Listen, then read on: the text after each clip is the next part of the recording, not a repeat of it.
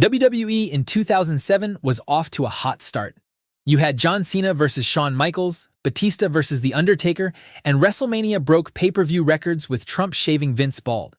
It seemed like the company had finally found its footing in the post-Attitude Era landscape, but then everything went downhill. What followed was an unprecedented cascade of real-world tragedies, career-ending scandals, devastating injuries, intense media scrutiny, exploding limousines, and government investigations that all culminated in the darkest period WWE had ever experienced. While the product on television still remained decent with stars like Cena, Batista, Edge, and Randy Orton leading the charge, behind the scenes, WWE was fighting for its very survival as controversies mounted week after week. So what exactly made 2007 the darkest year in WWE history?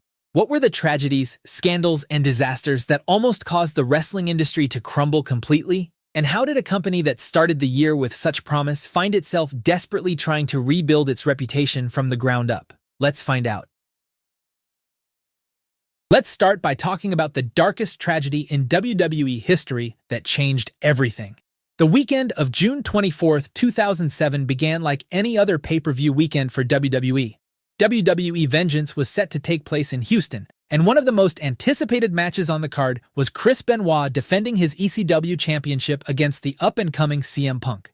But when showtime arrived, Benoit was nowhere to be found. Initially, WWE officials were told that Benoit couldn't make it due to a family emergency involving carbon monoxide poisoning at his home.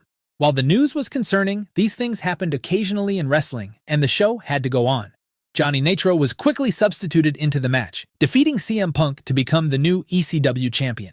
Throughout the night, fans and fellow wrestlers kept wondering where their beloved technical wrestler had gone. But behind the scenes, a much darker reality was unfolding.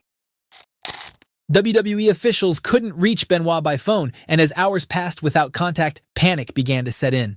The company was already dealing with the fallout from Vince McMahon's exploding limousine segment, which was supposed to culminate in a special 3-hour tribute episode of Raw the following night.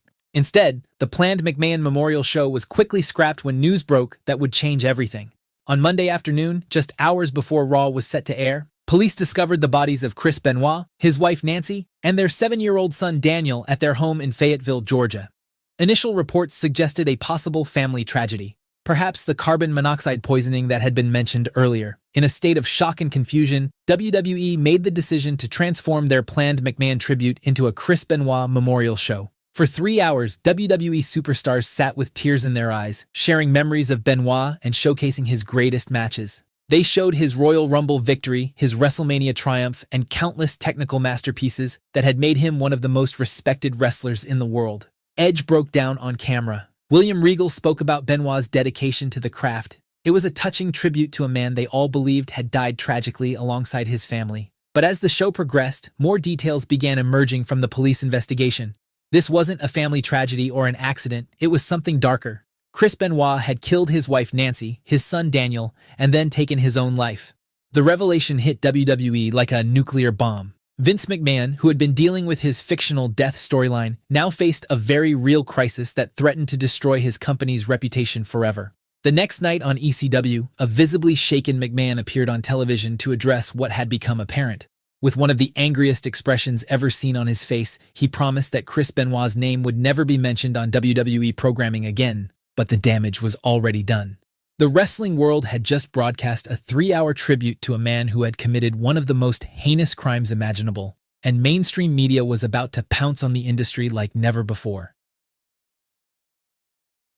Within hours of the Benoit tragedy being revealed, every major news outlet in America descended upon pro wrestling like vultures. CNN, Fox News, ESPN, and countless other networks launched into wrestling with a vengeance. The narrative painted WWE and pro wrestling as a cesspool of steroid abuse and violence. When wrestlers like Kevin Nash appeared on Fox News to provide context and defend their industry, they were met with hostile interrogation rather than genuine discussion. The media's approach was ruthless and often dishonest. Anchors who had never watched a wrestling match in their lives suddenly became experts on the industry and painted every wrestler as a ticking time bomb waiting to explode.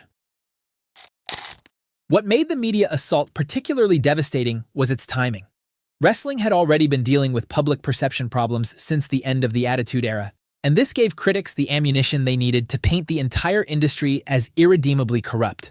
But the media firestorm was just the beginning of WWE's problems, because as reporters dug deeper into the wrestling world, they uncovered a scandal that would forever change how WWE superstars looked and performed.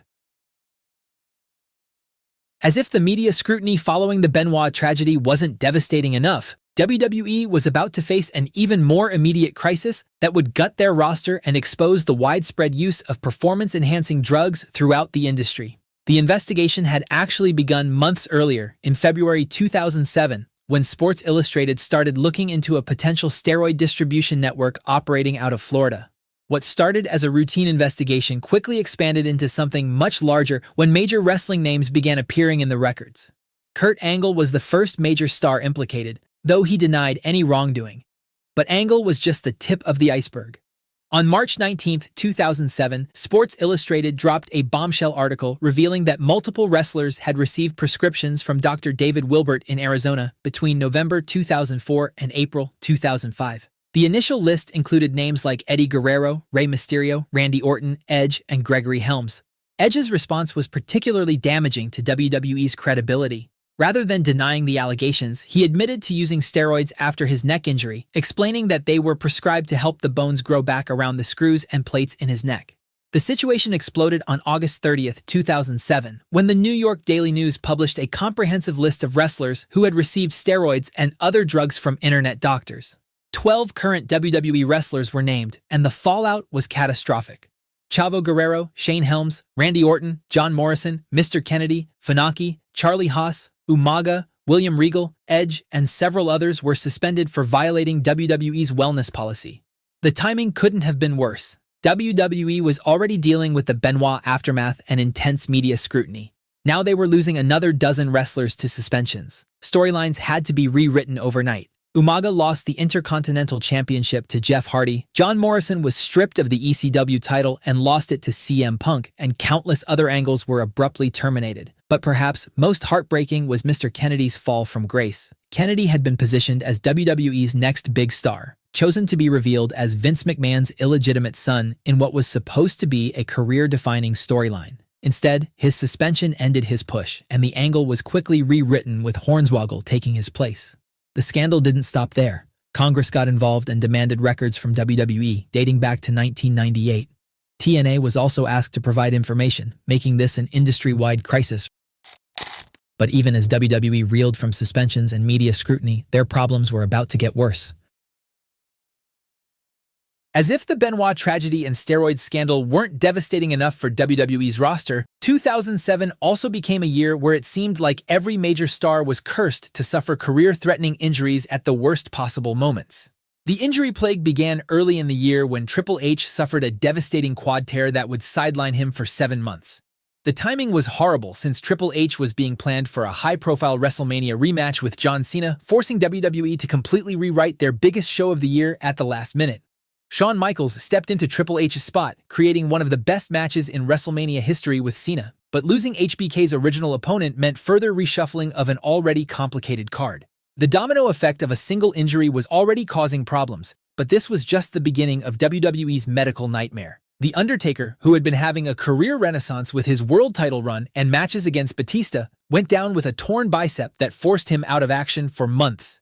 Edge, fresh off winning the World Heavyweight Championship and positioned as SmackDown's top heel, suffered a pectoral injury that forced him to vacate the title he had just won. Bobby Lashley, who had been built as ECW's franchise player, also suffered injuries that disrupted his momentum. But perhaps the most devastating blow came when John Cena, WWE's undisputed top star and face of the company, tore his pectoral muscle in October. The injury bug was so severe that by the summer of 2007, WWE's main event scene had been reduced to Batista, Rey Mysterio, Randy Orton, and King Booker. When you combine the injuries with the suspensions, WWE was left with a roster so thin that they were forced to put the World Heavyweight Championship on the Great Khali, not because he was the best choice, but because he was one of the only credible heels left standing. But WWE's crisis went beyond just immediate injuries and suspensions. These mounting disasters forced the company to make changes that would reshape the wrestling industry forever. The mounting crises of 2007 forced WWE into a desperate period that would fundamentally alter the direction of pro wrestling forever. What emerged was a complete philosophical shift that transformed WWE from the edgy, controversial shows that had defined the Attitude Era into something entirely different. The most immediate change came in response to the Benoit tragedy and the growing understanding of CTE in the company. Unprotected chair shots to the head, which had been a staple of hardcore wrestling for decades, were immediately banned following the discovery that Benoit's brain showed damage equivalent to an 87-year-old Alzheimer's patient. The company also implemented stricter concussion protocols and enhanced their wellness policy, which had originally been created after Eddie Guerrero's death. More frequent testing, stricter penalties, and increased medical oversight became the new standard as WWE tried to prove to critics that they were serious about performer safety. But the most visible change was WWE's gradual shift toward family-friendly programming. This wasn't entirely due to the 2007 controversies. There were financial incentives to pursuing a PG rating that would attract more mainstream advertisers and sponsors. However, the events of 2007 accelerated this transition dramatically. Network executives and advertisers who might have overlooked wrestling's edgier content were now actively distancing themselves from anything associated with WWE's violence and controversy.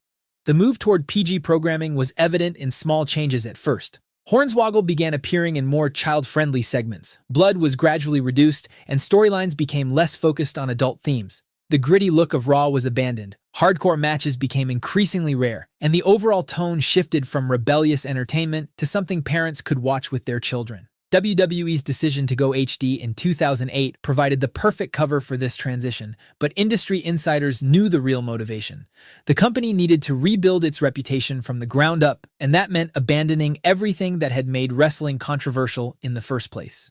Kelly couldn't do her provocative, extreme expose segments anymore. Storylines became less personal, and the general atmosphere had to become more sanitized. WWE was moving away from the crash TV mentality that had defined their success in the late 1990s towards something that could survive mainstream scrutiny. This shift toward PG programming would define WWE's content for over a decade, fundamentally changing how storylines were written, how characters were developed, and what kinds of matches could be presented. However, even as WWE was implementing these changes to salvage their reputation, 2007 still had more tragedy in store. What had already been the darkest period in WWE history became even more devastating as a cascade of wrestler deaths created an atmosphere of genuine fear. The year saw the deaths of Bam Bam Bigelow and Mike Awesome within a month of each other in early 2007. Bigelow was just 45 years old when he died from a drug overdose, while Awesome was only 42. In March, Bad News Brown and Ernie Ladd died within the same week, creating an eerie pattern that had wrestlers genuinely worried about who might be next. June brought the death of Sherry Martel from a drug overdose. The media used each death as evidence of wrestling's toxic culture, creating a narrative that painted the entire industry as a death trap. August brought yet another tragedy when Bryan Adams, known to fans as Crush, died at age 43 from mixing prescribed medications. Beyond the deaths, WWE was dealing with a host of other problems that would have been major crises in any normal year, but seemed almost minor compared to everything else happening. ECW was on life support after Vince McMahon's comedy championship reign killed whatever credibility the brand had left. The cruiserweight division became such a joke that WWE actually put the title on Hornswoggle. Creative teams were constantly rewriting shows due to suspensions, injuries, and other real-world crises interrupting their storylines. The threat of federal intervention loomed over every decision, making company executives paranoid about every aspect of their operation. Looking back at 2007, it's remarkable that WWE survived at all. Any one of these crises could have ended a smaller company. The combination of all of them should have been fatal. Yet, Vince McMahon and the WWE managed to survive the darkest year in history. But let me know what you think. Is WWE today better than it was in 2007? Thanks for watching, and I'll see you in the next one.